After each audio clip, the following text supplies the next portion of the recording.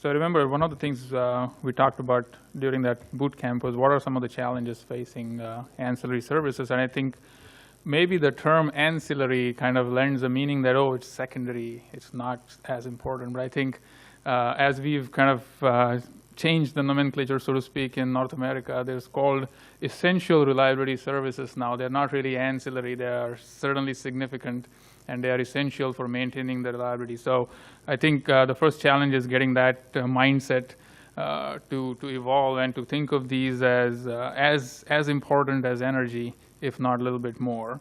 So I guess Mr. Sooni already gave some of the introduction. The slides here, though, are at a fairly high level. Wasn't sure how much of time and opportunity we will have to get into the details. Regardless of that, though, we can certainly get into details as necessary, either during the session or afterwards. And the material that we'll cover in the next 15-20 minutes that actually talks about markets in general, starting from a higher level, longer-term perspective, and then honing into the day ahead and real time. And then as it so happens with MISO, we don't really have a separate energy and a separate ancillary services market. It's all co-optimized, so we'll talk about that a little bit as well. I remember we had gotten into a lot more details in terms of, oh, should it be rate-based, should it be market-based, and certainly we can talk about that here as well. I just don't have any material to that respect. Regardless of that, I think we can certainly have a discussion on what makes sense from an Indian context. Should it be rate-based? Should it be market-based? And so on and so forth. So with that, a little bit of a commercial for MISO. It's not a small RTO or not a small footprint within North America for sure, and then even across the world. Our annual turnover or gross market charges are to the tune of $25 billion US. That's a 2016 number. 190,000 megawatts of capacity. Peak load that we've been able to support so far is close to 131 gigawatts. Wind and solar both are growing steadily. Wind so much more than solar.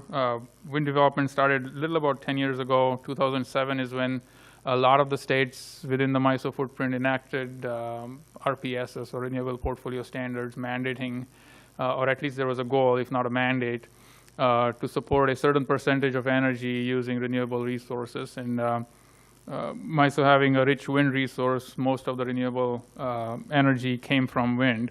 So we've peaked out at about 13,700 megawatts. That was, I think, earlier this year in April, when the instantaneous peak wind was about that, when the total installation is a little over 16,000 megawatts.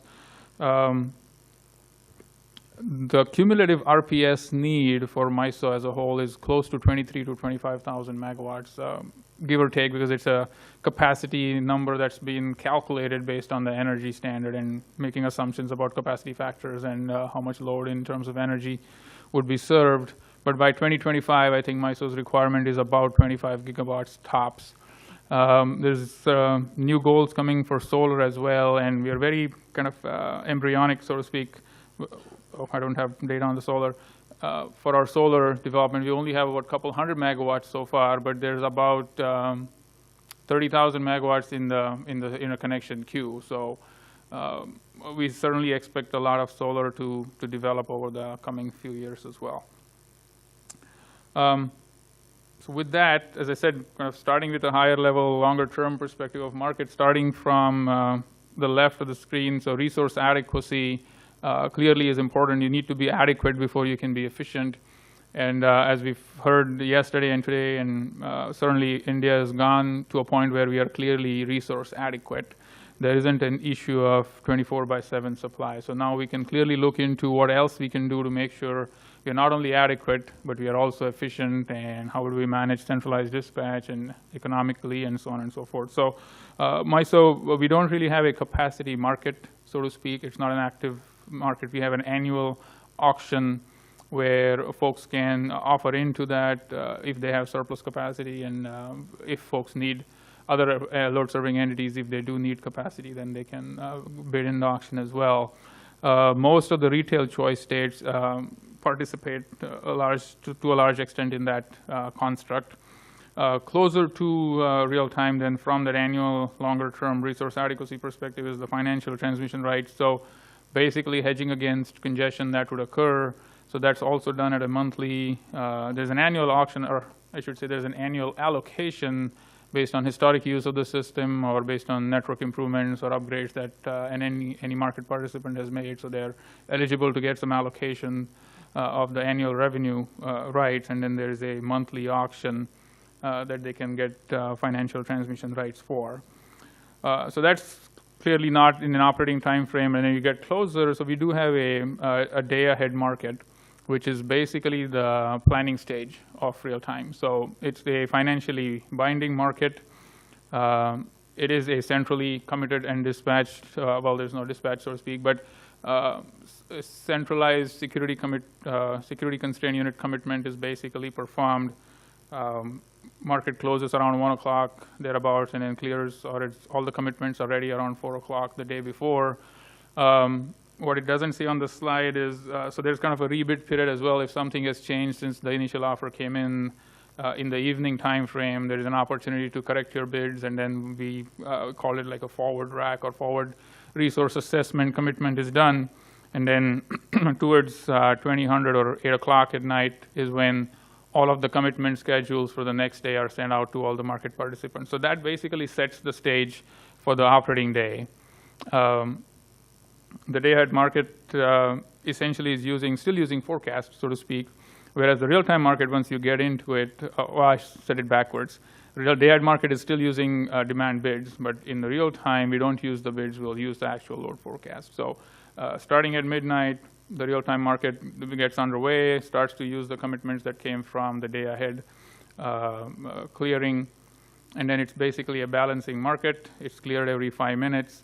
We'll get into a little bit more closer to here. So we actually have been able to make our variable resources dispatchable as well, which has been a significant improvement, and I think it will lengthen the life of our operators much more.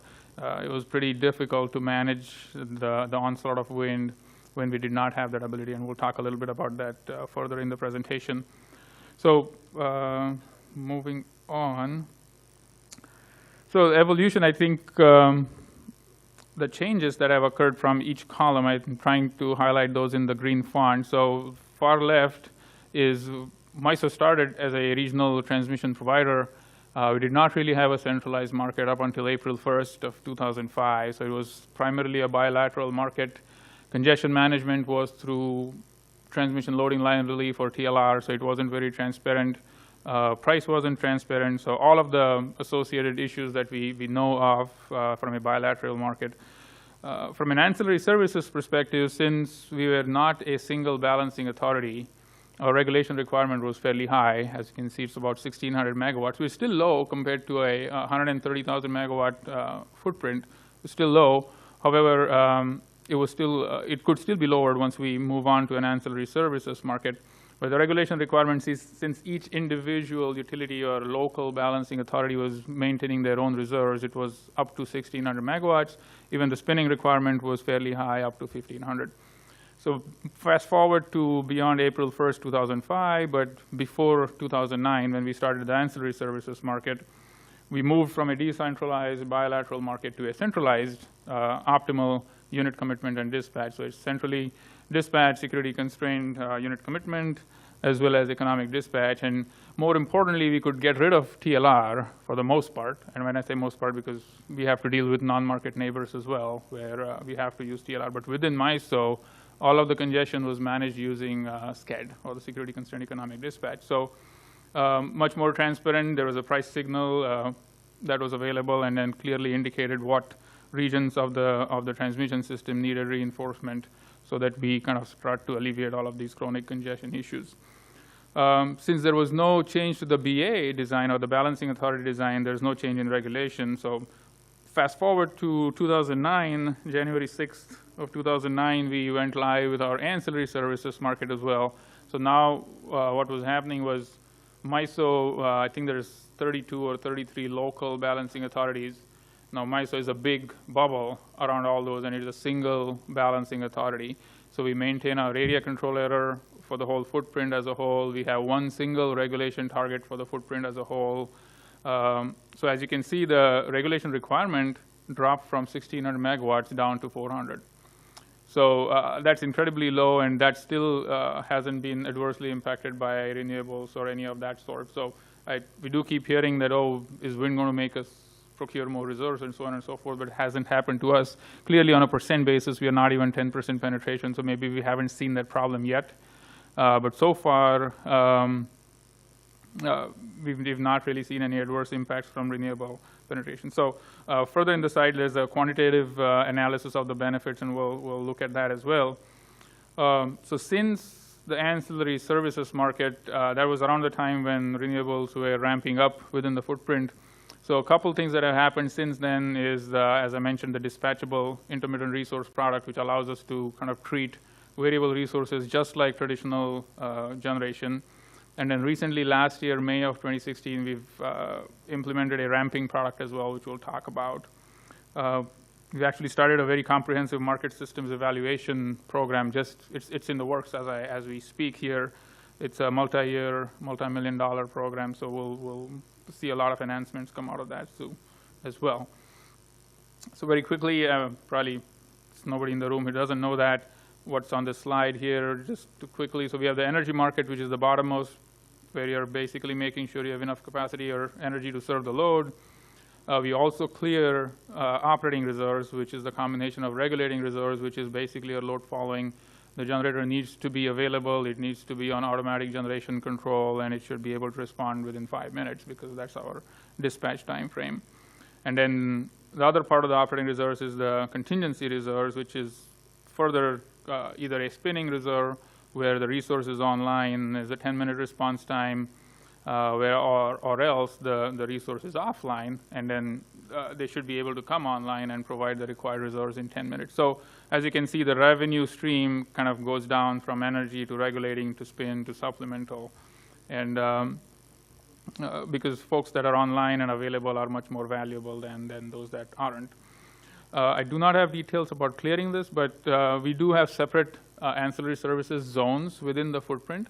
And the reason I didn't have that in here is very rarely we encounter constraints that cause us to have different prices within the zone. Typically, ancillary services are cleared with the same price across the whole footprint. Now, if there's a severe outage or storm going through where those zones become active, and then a particular zone may not be able to meet its reserve obligation through its own zone, then it's probably getting it from others, and then you'll see the price separation.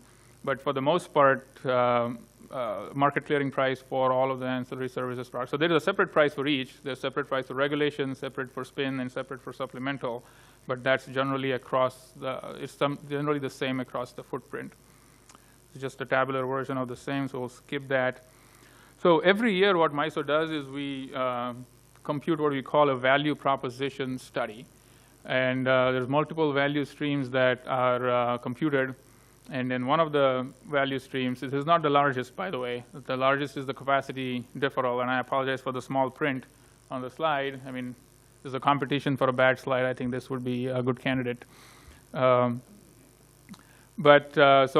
is still obviously a benefit. As I said, the largest benefit is the capacity deferral from a resource adequacy perspective. But on your left, you can see, or it's trying to show that there's individual utilities or individual companies basically doing their own dispatch or a bilateral dispatch between different organizations. And then how that changed into all of those companies basically offering their power into MISO, and then all of the load-serving entities offering their bids into MISO, and then MISO centrally dispatching the generation. So what that has shown, at least from a 2016 perspective, is benefits of about $150 million in production cost savings to all our members. And we are a not-for-profit, so basically we turn around and make those savings available back to our members. There is a link to the study as well. Basically, we employ production cost modeling techniques with some hurdle rates and things like that to model pre-market conditions. Same philosophy for the ancillary services as well. So clearly, we did see the requirement, the target basically went down from 1,600 to 400. But also the other benefit is when each individual balancing authority or a local balancing authority was maintaining their own reserves, they could be acting against each other, which was not a very efficient way to handle. So the frequency always was kind of trying to get to 60 hertz, which is the nominal there. Whereas when all of that kind of merged into a single big bubble called MISO, there was one single target that MISO needed to meet to make sure its ACE was behaving. And then not only that, reduce the regulation. So 1600 to say 400, so that's 1200 megawatts that now can play into the energy market and get a revenue stream from the energy market instead of being withheld to be able to potentially supply reserves. So that's the benefit around $75 million. This is, I guess, my favorite part of the presentation, so to speak. As I mentioned earlier, when wind started to grow, say between 2007 and 2011, there's almost a 400% growth in 4 years. And more than that, I mean, absolute terms compared to what we see in India is still less, but we are up to 10,000 megawatts, and we had no experience how to handle all of that. Has been discussed multiple times. Typically, wind farms can be built much faster, at least in our part of the world, compared to transmission lines. So a lot of these resources basically were showing up with no transmission whatsoever. So it was really an operating nightmare. We didn't have any clue on how to operate it, and hopefully this will illustrate. The chart on the left is showing how we used to do it before the DIR, and what it was doing was classifying wind resources as intermittent resource. And what the operators were trying to do was it would take a particular snapshot, maybe let's say XX05, so at 5 minutes. So the actual output is the peak of the curve there. And then we would use that output as the target for the next 5-minute interval. So remember, it was still a market. Everybody else was getting dispatched in 5 minutes. But the wind, so we were trying to kind of squeeze the wind in, so to speak. Obviously, it was not economic dispatch. But anyway, so we would take the current snapshot, use it as a target for the next 5-minute interval. And as you can see, and as is very well known, wind can be variable very quickly. The ramp rates are pretty high. In fact, we use that very effectively for congestion management. If we need quick relief compared to some other resources, we'll rely on wind quite a bit. So what that used to do was the operator was always guessing. They had no clear idea of what to expect. And when you had the difference or the deviation with a 10,000 megawatt injection, it was clearly inefficient. It was barely reliable. Operators were really struggling to do that or maintain reliability. So there's like a 3-4 year effort to figure out what would be necessary to make it controllable, more predictable. And of course, it relied on sufficiently sophisticated forecasting capabilities. So we have a vendor in Germany that helps us with our forecasting, and it's been consistently accurate, and accuracy keeps increasing. I'd like to go a couple minutes over. So what the forecasting does is basically there's a day-ahead forecast as well as a real-time or a 4-hour ahead forecast. It's persistence-based, so every error basically is used to further fine-tune the forecast. And each of the market participant that owns a wind resource can provide their own forecast, but if they don't, then MISO has our own forecast anyway. And then that forecast is basically used to set the target for each 5-minute interval. What the chart on the right is showing a slightly more involved situation where there's transmission congestion. So if the transmission system is not constrained, the green trace and the blue trace would kind of superimpose because the system is able to accommodate whatever the wind is able to produce. Now in this instance though, so the black small trace, I don't know if I have a pointer. Maybe not. But anyway, maybe I can use my mouse. Yeah, here. So the black trace, oh, it doesn't show up on the screen.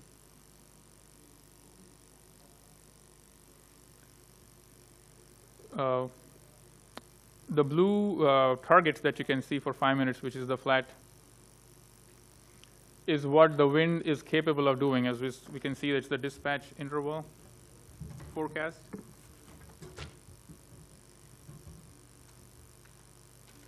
Which one?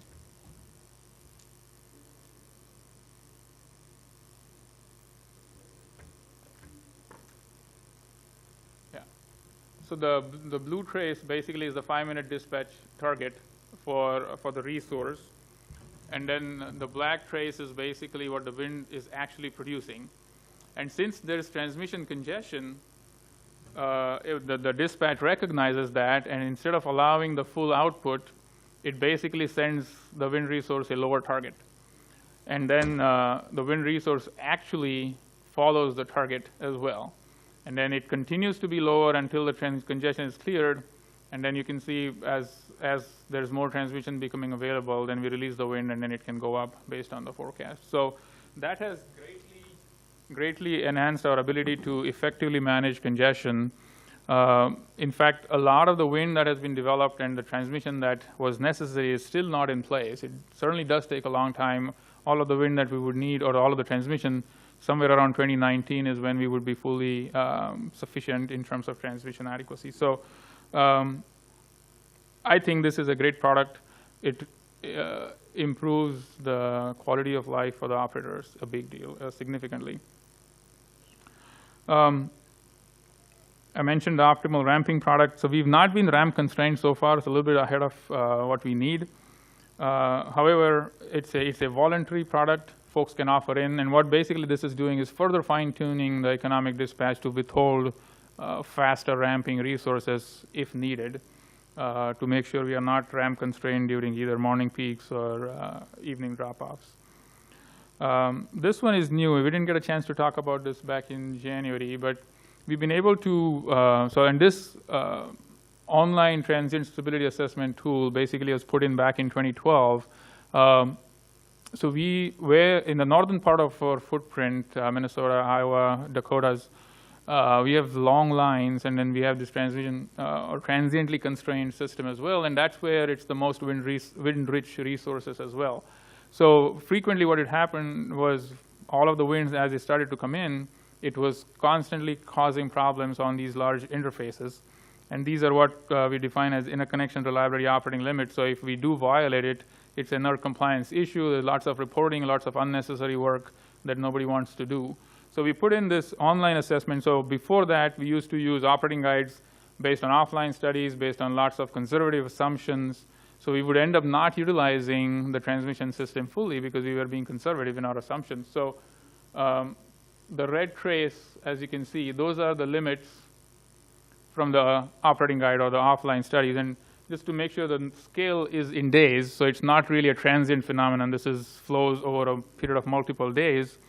So based on certain outages on the system, you would have certain operating guide limitations, and then you would constrain the transmission system, effectively artificially constrain it to the red line. So once we put the online tool in place, you can see the green trace. Basically, those are the online calculated limits in near real time. So it takes about 15 minutes to complete one run. So there's multiple interfaces. We still run multiple scenarios, and then it picks the worst one, and then that becomes the limit. So it takes about 15 minutes to compute that. But it then basically is a nice display. It shows what the limits are. It shows what the real actual flows are. So it makes the life of the operators very easy. So as you can see, these circles, had we been using offline limits, we would have basically managed congestion or bound or redispatch generation and basically dispatch generation out of merit order if we are using offline limits. But since we are using these higher limits, we didn't have to artificially bind or artificially limit wind resources and let them utilize fully their output as well as maximize utilization of the transmission system as well. So once we compared the with and without just in 2016, basically it reduced congestion costs by $31 million.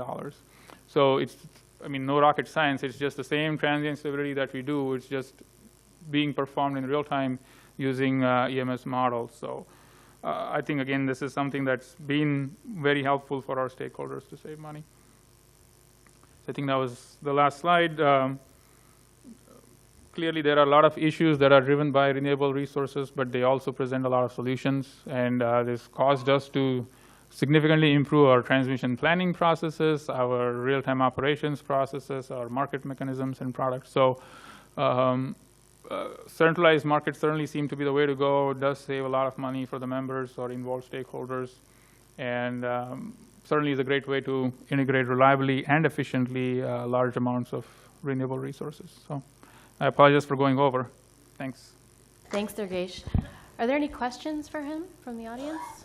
So your reserves requirement went from about 1,600, the regulation reserves, from 1,600 to 400. How do you arrive at this number 400? It seems really small, Suni sir, don't you think so? Compared to the system size of 191 gigawatt and a peak load of 131. So I actually, when I first moved to real-time ops a couple years ago, I asked the same question. And there's a lot of experience being built into that, actually.